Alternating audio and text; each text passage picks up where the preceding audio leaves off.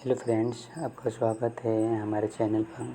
आइए 10वीं क्लास के केमिस्ट्री के रासायनिक समीकरण से आने वाले क्वेश्चन को देखते हैं जो हमारे एग्ज़ाम के लिए VVI है। फर्स्ट क्वेश्चन है AB प्लस CD। यहाँ पे AB फर्स्ट में जबकि CD सेकंड में तो फर्स्ट में आ गया है, B फर्स्ट में है तो सेकंड में चला गया है, तो इसलिए द्विविस्थापन अभिक्रिया होगा। द्विविस्थापन ऑप्शन में नहीं दिया है, इसलिए हम द्विविस्थापन का दूसरा नेम होता है उभय विस्थापन अभिक्रिया।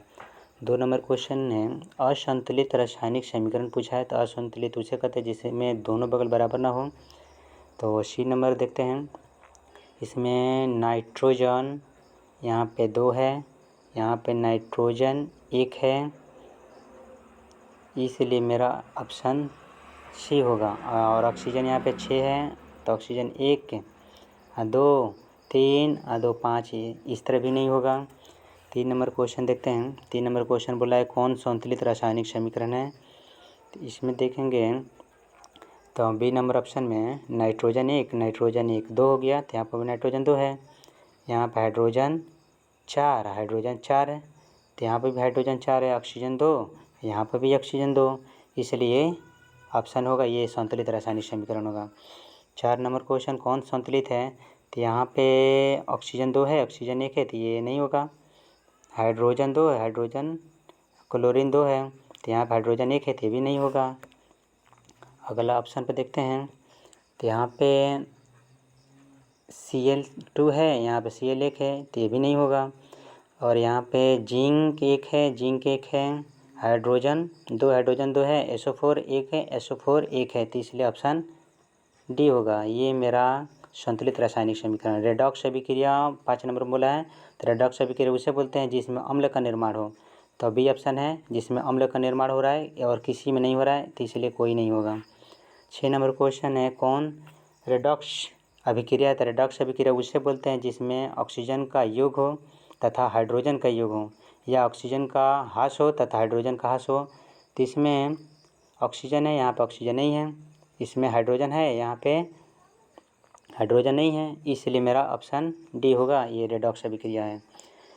7 नंबर क्वेश्चन बोला है इस ऊष्मक्षेपी अभिक्रिया कौन है, तो ऊष्मक्षेपी अभिक्रिया उसे बोलते हैं जिसमें एनर्जी का निर्माण हो, तो इतना कैलोरी दिया है, इसमें एनर्जी का निर्माण हो रहा है, इसलिए बी ऑप्शन होगा, इसमें ऊष्मा बाहर निकल रहा है।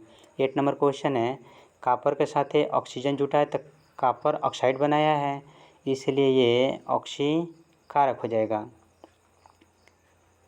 9 नंबर क्वेश्चन है Fe2O3 है, तो Fe बाहर हट गया है और O के साथ क्लोरीन चलाया है, तो ये विस्थापन अभिक्रिया होगा, यानी एक का विस्थापन हुआ है, यहाँ से Fe का विस्थापन हो गया है और क्लोरीन इसके साथ आ गया है, तो इसलिए विस्थापन अभिक्रिया होगा। नेक्स्ट क्वेश्चन देखते हैं। नेक्स्ट क्वेश्चन है कौन अभिक्रिया Cu plus H2 equal to है Cu प्लस H2O, यानी Cu के साथ ऑक्सीजन था, यहाँ पे Cu के साथ ऑक्सीजन नहीं है, यानी ऑक्सीजन का ह्रास हुआ है, तो ऑक्सीजन का ह्रास किस में होता है, तो उपचयन अभिक्रिया में होता है, अपचयन अभिक्रिया में होता है। इसमें बोला है कौन अपचायक है, तो अपचायक ऑक्सीजन को बोलते हैं, उपचायक कौन है, तो ऑक्सीजन उपचायक है। इसके अलावा उपचायक होता है Cl2 होता है, I2 होता है, CuO होता है, MgO होता है और ZnO होता है, ये सारा चीज़ उपचायक है। तो यहाँ पे O2 मिल रहा है, तो इसलिए मेरा ऑप्शन O2C होगा।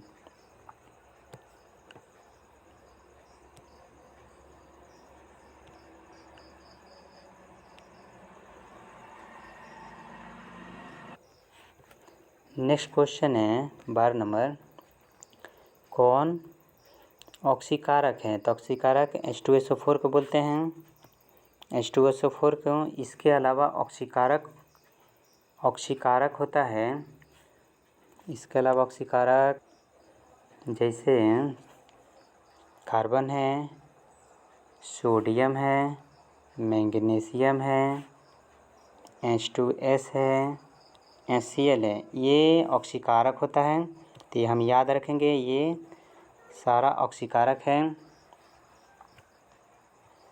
अगला क्वेश्चन है 13 नंबर, अवकरण का गुण किस में है? तो H2SO4 में अवकरण का गुण है, जो ऑक्सीकारक होता है वही अवकरण होता है, तो मेरा ऑप्शन सी होगा। 14 नंबर क्वेश्चन है, कौन उपचायक है? तो उपचायक पहले हम लिखते हैं I2 लिखे थे, ऑक्सीजन ये भी उपचायक था, ये भी I2 भी उपचायक है, इसलिए ऑप्शन बी होगा। 15 नंबर क्वेश्चन है, सूर्य के प्रभाव से कौन अपघटित होता है? तो AgBr सिल्वर ब्रोमाइड अपघटित होता है, इसलिए ऑप्शन डी होगा। 16 नंबर क्वेश्चन है, रासायनिक अभिक्रियाओं को व्यक्त किया जाता है किसके द्वारा? तो रासायनिक समीकरण के द्वारा, इसलिए ऑप्शन सी होगा। 17 नंबर क्वेश्चन है, सोडियम हाइड्रोक्साइड का सूत्र होता है NaOH, और जिंक से अभिक्रिया करेगा तो क्या बनेगा? तो Na2 ZnO2 + H2, यानी ऑप्शन डी बनेगा। अगला नेक्स्ट क्वेश्चन देखते हैं। नेक्स्ट क्वेश्चन है मेरा, लाल तप्त आयरन पर जलवाष्प प्रवाहित किया जाता है तो कौन सा यौगिक बनता है? तो वही होता है Fe+ H2 हम डालेंगे तो क्या बनेगा? तो मैग्नेटाइट बनता है, तो मैग्नेटाइट का फॉर्मूला होता है Fe3O4, इसलिए ऑप्शन सी होगा। नेक्स्ट क्वेश्चन है 19 नंबर, सिल्वर क्लोराइड का रंग कैसा होता है? तो सिल्वर क्लोराइड का रंग हम जानते हैं हरा होता है, इसलिए ऑप्शन सी होगा। लेड नाइट्रेट को गर्म करने पर क्या प्राप्त होता है? लेड नाइट्रेट को गर्म करेंगे तो नाइट्रोजन डाइऑक्साइड तथा ऑक्सीजन प्राप्त होगा, इसलिए ऑप्शन डी होगा। 21 नंबर क्वेश्चन है, यहाँ पे एक दिया है, यहाँ पे 2 बन रहा है, तो ये क्या है? वियोजन अभिक्रिया है।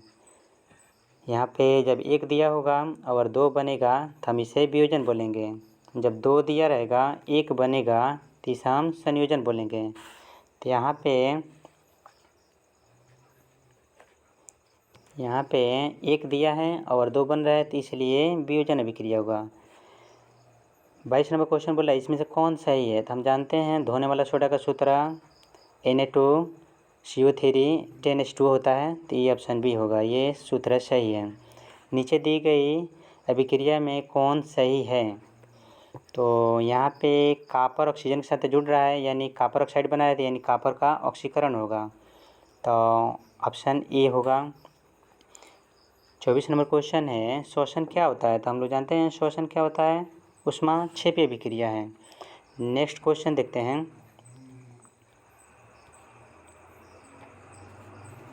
नेक्स्ट क्वेश्चन है मेरा, इसमें बोल रहा है कॉपर है और हाइड्रोजन है, तो यहाँ पे कॉपर के साथ हाइड्रोजन हट गया है, यानी हाइड्रोजन का ह्रास हुआ है, इसलिए ये क्या होगा? अपचयन अभिक्रिया होगा। 26 नंबर क्वेश्चन है, फेरस सल्फेट क्रिस्टल का रंग कैसा होता है? तो हम जानते हैं इसका रंग हरा होता है, क्योंकि प्रैक्टिकल में हमको हरा मिलता है। नाइट्रोजन डाइऑक्साइड NO2 के धुएं का रंग क्या होता है? तो इसका रंग भूरा होता है।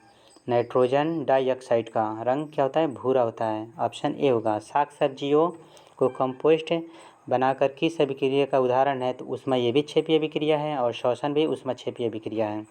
तो साग सब्जी अपघटित होगा तो ऊष्माक्षेपी अभिक्रिया होगा। उपचयन वह अभिक्रिया है जिसमें हाइड्रोजन का वियोग होता है, ऑक्सीजन का योग होता है, उसे भी उपचयन कहते हैं, या इलेक्ट्रॉन जो त्यागता है उसे भी उपचयन कहते हैं, 3 में से सभी होगा। 30 नंबर क्वेश्चन है, Zn और CuSO4 है, तो यहाँ पे Zn क्या किया है? यहाँ पे Cu का स्थान ग्रहण कर लिया है, यानी इसे विस्थापित कर दिया यहाँ पे, इसलिए ये विस्थापन अभिक्रिया होगा। तो एक ही विस्थापित हो रहा है, इसलिए खाली विस्थापन अभिक्रिया होगा, ये ऑप्शन बी होगा।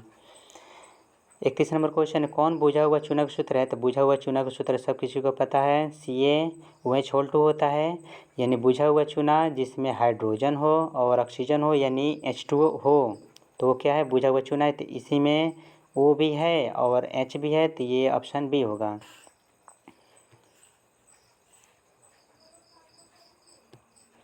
और 32 नंबर क्वेश्चन है, मैग्नीशियम फीता को जलाया जाता है तो उत्पन्न आग की लौ कैसी होती है? तो चमकीली उजला होता है। उत्पन्न लौ जो होता है उसका रंग चमकीली उजला होता है। नेक्स्ट क्वेश्चन है, जब परखनी में लिए गए विलयन में एक लोहे के कील को डुबाया जाता है तो आधे घंटे के बाद देखा जाता है कि विलयन का रंग कैसे परिवर्तित हो चुका है। तो उस परखनी में क्या है? तो हम जानते हैं कॉपर सल्फेट का विलयन होता है। ये प्रैक्टिकल का क्वेश्चन है तो कॉपर सल्फेट हम टिक मारेंगे। 34 नंबर क्वेश्चन है, यहाँ पे सोडियम क्लोरीन के साथ चला गया है और सल्फर बेरियम के साथ चला गया है, यानी दो विस्थापित हुआ है, इसलिए 2 विस्थापन अभिक्रिया होगा। 35 नंबर क्वेश्चन है, रासायनिक अभिक्रिया के दौरान किसी पदार्थ में जब ऑक्सीजन जुड़ता है तो हम ऑक्सीजन जुड़ता है उसे क्या कहते हैं? अपचयन अभिक्रिया कहते हैं। और जिसमें ऑक्सीजन का ह्रास होगा तो उसे उपचयन कहेंगे। तो इसमें पूछा है ऑक्सीजन का ह्रास होता है, सॉरी, तो ये उपचयन अभिक्रिया होगा ना कि अपचयन अभिक्रिया होगा। ये उपचयन अभिक्रिया होगा तो ऑप्शन मेरा बी होगा। 36 नंबर क्वेश्चन है, FeCuSO4, तो Fe यहाँ पे क्या किया है? Cu का स्थान ग्रहण कर लिया है, यहाँ पे FeSO4 हो गया है और Cu बाहर निकल गया है, यानी एक विस्थापित हुआ है, इसलिए विस्थापन अभिक्रिया होगा और केवल विस्थापन अभिक्रिया होगा। जबकि 2 विस्थापित होता है द्विविस्थापन बोलते हैं। यहाँ पे एक ही विस्थापित हो रहा है, सिर्फ कॉपर ही विस्थापित हो रहा है, इसलिए विस्थापन अभिक्रिया होगा। 37 नंबर क्वेश्चन है, जिंक और सल्फ्यूरिक अम्ल, जैसे Zn है और सल्फ्यूरिक अम्ल क्या होता है? H2SO4 होता है। तो इसमें हाइड्रोजन गैस है तो हाइड्रोजन गैस ही निकलेगा, तो इसलिए ऑप्शन सी होगा। अगला नेक्स्ट क्वेश्चन है, जब किसी विक्रिया के समय किसी पदार्थ में ऑक्सीजन का वृद्धि होता है तो ऑक्सीजन का वृद्धि होता है उसे क्या बोलते हैं? उपचयन बोलते हैं। यहाँ पे क्वेश्चन था ऑक्सीजन का ह्रास होता है, तो ऑक्सीजन का ह्रास होता है तो उसे क्या बोलते हैं? अपचयन बोलते हैं। ऑक्सीजन का ह्रास है तो ऑक्सीजन का ह्रास को क्या बोलेंगे? अपचयन बोलेंगे। जब ऑक्सीजन की वृद्धि होगी तो उसे क्या बोलेंगे? उपचयन बोलेंगे। ऐसे ही और वीडियो के लिए हमारे चैनल को सब्सक्राइब करें तथा बेल आइकन को दबाएं, जिससे हमारे आने वाले नए वीडियो आप तक पहुंच सकें। धन्यवाद।